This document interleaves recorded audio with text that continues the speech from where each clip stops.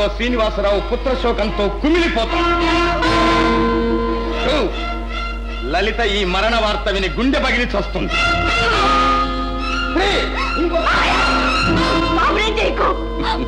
అయితే నేను చెప్పినవన్నీ ఒప్పుకున్నట్టేగా? నీ ఇష్ట ప్రకారమే కానీ అప్పుడే కాదు, మీ నాన్న నొప్పించి మా రాంబాబును పెళ్లి చేసుకున్న తరువాత ఈలోగా ఈ పాప ఇక్కడున్నట్టు శ్రీనివాసరావుకు తెలిసిన మన మధ్య జరిగిన ఈ ఒప్పందం బయటికి పొక్కిన ఈ బిడ్డ దక్కడు. ఆ తర్వాత నీ పాప కథ మీ నాన్నకు చెప్తాను. అప్పుడు మీ నాన్న దక్కడు. ఏ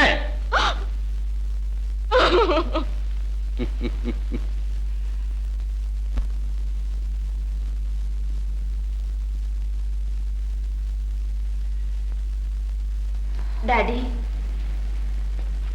ఏమిటమ్మా? అదే నా పెళ్లి విషయం. ఏ ఆ సంబంధాల్లో ఏది నీకు నచ్చలేదా? పర్వాలేదు, చెప్పమ్మా. బలవంతంగా నీకు ఇష్టం లేని పెళ్లి చేసి కన్నబిడ్డకే అన్యాయం చేసేంత కషాయవాణ్ణి కాదమ్మా. అది కాదు డాడీ, మనకు పరాయి సంబంధం వెతుక్కోవాల్సిన అవసరమే ఉంది. అంటే? నీ కన్న కూతురు నీ కళ్ళెదుటే ఉంటుంది. అయిన వాళ్ళకిచ్చి చేయడం మంచిది కదూ. రాంబాబుని చేసుకుంటావు అన్నమాట. నా కంఠంలో ప్రాణం ఉండగా ఈ పెళ్లి జరగడానికి వీల్లేదు. వీల్లేదంటే ఎలా? అమ్మ పోయిన దగ్గర నుంచి అత్తయ్యే నన్ను కన్నబిడ్డలా పెంచింది. కూతురైనా కోడలైనా నేనేననుకుంటోంది. పాపం రాంబాబుకు మాత్రం ఎవరున్నారు? చిన్నప్పటి నుంచి ఒకే చోట పెరిగాం. నేనంటే అతను ప్రాణాలు ఉడిస్తాడు. రాంబాబు అంటే నాకు కూడా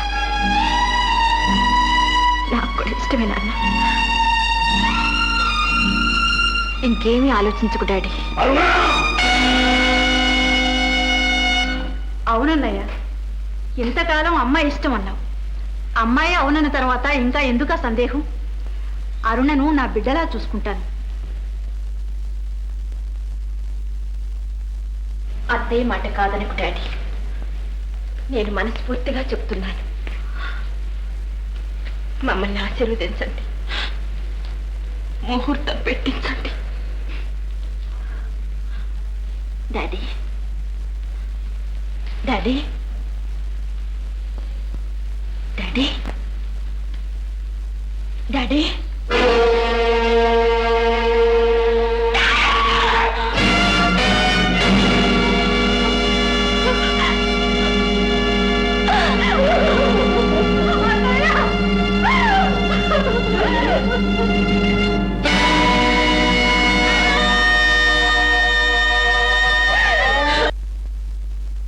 ఇదే శ్రీధర్ ఇచ్చినవి.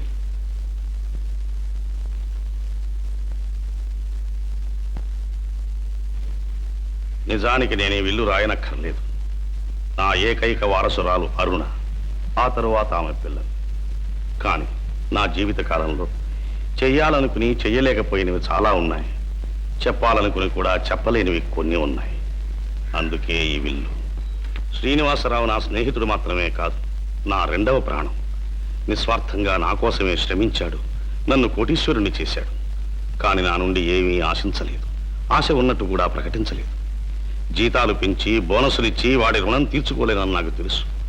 అయినా నా ఆత్మశాంతి కోసం నా ఆస్తిలో 10 లక్షల రూపాయలు అతనికి అందజేస్తున్నాను. అరుణను నేను కన్నానే కానీ తల్లి తండ్రిగా శ్రీనివాసరావే పెంచాడు. అందుకే ఆమెను అతని సంరక్షణలో వదిలి వెళుతున్నాను.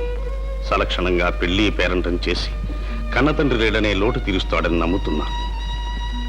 ఇక ముందు కూడా నా వ్యాపార బాధ్యత వాడే నిర్వహిస్తూ లాభాలలో 4వ వంతు అనుభవిస్తూ ఆయురారోగ్యాలతో 10 కాలాల పాటు చల్లగా ఉండాలని ఆ భగవంతుణ్ణి కోరుకుంటున్నాను.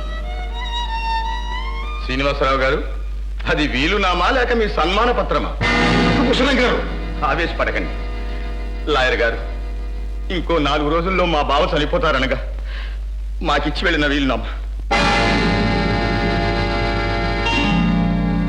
శ్రీనివాసరావు గారు, చదవమంటారా? చదవండి. నా ఏకైక వారసురాలు నా కూతురు అరుణే అయినా ఆమె యోగక్షేమాలు చూడవలసిన బాధ్యత నా తోబుట్టువు కస్తూరి, నా బావగారు నాగభూషణం గారి మీద ఉన్నందువల్ల వారికి నా ఆస్తిలో 3వ వంతు చెందవలసినదిగా ఏర్పాటు చేస్తున్నాను. అరుణ రాంబాబును వివాహమాడితే ఆమె అయిన వాళ్ళ దగ్గర ఉందనే తృప్తి కూడా లభిస్తుందని ఆశిస్తున్నాను. కస్తూరి, పోతూ పోతూ మీ అన్నయ్య ఎంత బరువు నా మీద పెట్టి వెళ్ళిపోయాడే. నాగభూషణం గారు, అయిన వాళ్ళు మీరు. ఆయన ఆస్తంతా అనుభవించిన అడ్డుపడే వాళ్ళు ఎవ్వళ్ళు లేరు. కానీ అరుణ జీవితాన్ని ఆస్తితో ముడిపెట్టి ఇంత నాటకం ఆడవలసిన అవసరం ఏమొచ్చింది? నాటకం ఆడింది నేను కాదు. దొంగ విల్లు సృష్టించి ఆయన ఆస్తంతా కాజేయాలనుకుంది నువ్వు. స్వామి ద్రోహం చెయ్యాలనుకుంది నువ్వు. భూషణం, నువ్వు శ్రీధర్కి ఏవైనా కావచ్చు. మళ్ళీ ఇటువంటి కోతలు కూశావు, ఇప్పుడే ఇక్కడే నరికి పాటేస్తాను. జాగ్రత్త. ఎందుకు? నీ నిజ స్వరూపం బయట పెట్టాననే. శ్రీధర్ గారికి మీరు ఆప్తులు, ఆత్మీయులు. నాగభూషణం గారు అయిన వారు ఇంటర్వ్యూడు. ఆ వీళ్ళమ్మ ఎవరి దగ్గరైనా ఉండొచ్చును. అందులో ఏది నిజం మేము నమ్మేది? ఎవరు నమ్మినా నమ్మకపోయినా ఇది శ్రీధర్ రాసిన బిల్లు. ఈ ఆస్తుల మీద నాకు ఆశ లేదు, అధికారం మీద వ్యామోహం లేదు. కానీ అరుణ మాత్రం రాంబాబును పెళ్లి చేసుకోవటానికి వీల్లేదు. శ్రీనివాసరావు గారు, మీరు అలా వెళ్ళిపోతే ఎలా? ఇందులో ఏది యథార్థమైందో తేల్చుకోవలసిన బాధ్యత మాకెంతుందో మీకు అంతే ఉంది. తేల్చుకోవలసిన అవసరం నాకు లేదు. తేల్చవలసిన బాధ్యత వారసురాలైన అరుణది, పెద్ద మనుషులైన మీది. అది నిజమే. అమ్మా అరుణ, ఇందులో ఏది నిజమని నమ్ముతున్నావో నువ్వే తేల్చి చెప్పమ్మా.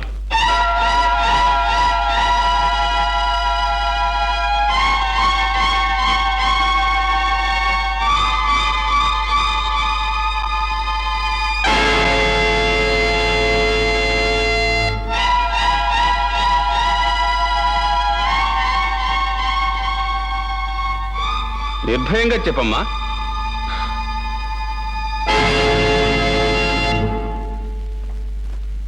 మా మావయ్య దగ్గర ఉన్నదే నిజమైన విల్లు. చూసారా చూసారా ఎంత మోసం! దొంగ విల్లు సృష్టించి లక్షలు కొట్టేయాలని చూశాడు. ఇలాంటి వాళ్ళను ఊరికే వదిలితే లోకానికి అపాయం అండి. వేడీలు వేసి జైల్లో పడేయాలి.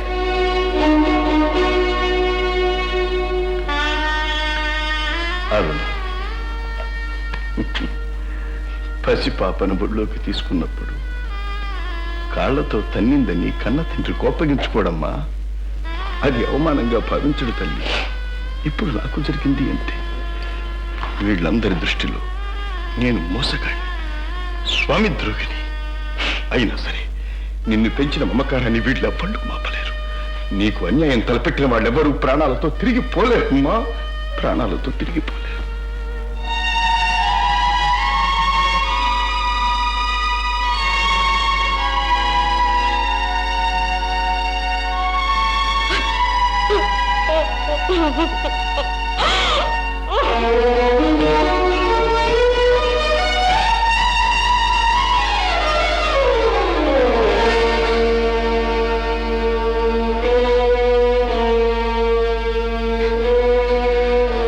అమ్మా అరుణ, అన్నమాట నిలబెట్టుకున్నావు. ఇక మిగిలింది కూడా అయిందనిపించుకుంటే ఇంకా ఏముంది మావయ్య మిగలటానికి? ఏ క్షణం ఆ పుణ్యాత్పుణ్ణి 10 మందిలో అవమానించాను. అప్పుడే నేను చచ్చిపోయాను. ఇక ఆస్తి కోసం ఈ శవాన్ని ఎవరికిచ్చి కట్టబెడతావో, ఎక్కడ కాలుస్తావో నీ ఇష్టం.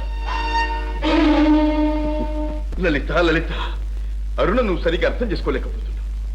ఆ బిడ్డ ఎన్నడూ ఆ పని చేయలేదు కూడా. ఎందుకండి మిమ్మల్ని మీరే మోసం చేసుకుంటారు? అరుణ ఏనాడో మారిపోయింది, ఇంకా మారింది మీరే. లలిత, ఎవరు మారినా నేను మారను. శ్రీధర్కి నాకు ఉన్న అనుబంధం ఎన్నడూ మర్చిపోలేదు. కానీ అరుణ అన్ని మర్చిపోయింది. కడుపు కోతతో కుమిలిపోతున్నా ఇంకా తన పాపను మన పాపగా పెంచుతున్నామన్న సంగతే మర్చిపోయింది. ఇప్పుడు ఆమెకు కావలసింది తను, తన వాళ్ళు, తన సుఖం. లలిత, అరుణను గురించి అదే నీ అభిప్రాయం అయితే నీ మనస్సు నేను మార్చలేను.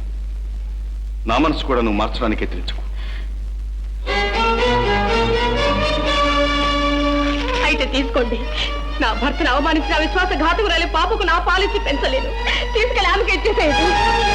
లలిత, ఈ పాప నీకు భారమైన నాడు నేను నీకు దూరంగా కదా. నేను బ్రతికి ఉన్నంతకాలం నా భార్యగా నా బాధ్యతలు, బాధలు నువ్వు పంచుకోవాల్సింది. అంత మాట ఎలా అనగలిగారండి? కట్టుకున్న భార్య మీకు కానిదైందా? కసిరి కొట్టే వాళ్ళందరూ మీకు కావాల్సిన వాళ్ళయ్యారా? ఎందుకంటే ఈ కృతజ్ఞత లేని బాధ్యతలు? ఎవరి కృతజ్ఞత కోసమో నేను ఈ పని చేయటం లేదు. ఇది శ్రీధర్